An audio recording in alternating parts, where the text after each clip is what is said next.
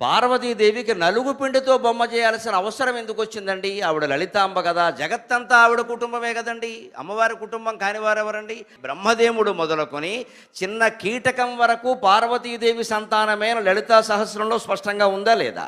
మరి అటువంటిప్పుడు ఈ నలుగు పిండితో బొమ్మ చేయడం పని ఏమిటండి ఆవిడకి? అక్కడుంది లోపం. అది పట్టుకుని లాగితే మొత్తం కథ వస్తుంది.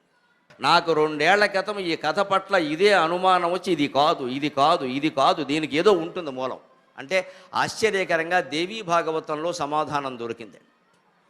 వాస్తవమైన కథ అది కాదు. పార్వతీదేవి మానవ స్త్రీలాగా ఆలోచించింది. తాను గర్భం ధరించాలి, 9 నెలలు గర్భంలో పిల్లాన్ని మొయ్యాలి, పిల్లాన్ని కనాలి. ఇది దేవతా స్త్రీల లక్షణం కాదు. దేవతా స్త్రీలు ఎవరూ గర్భం ధరించరు. లక్ష్మీదేవి గర్భం ధరించదు, సరస్వతీదేవి గర్భం ధరించదు, ఇంద్రుడు భార్య శచీదేవి గర్భం ధరించదు, రంభ గర్భం ధరించదు, ఊర్వశి గర్భం ధరించదు.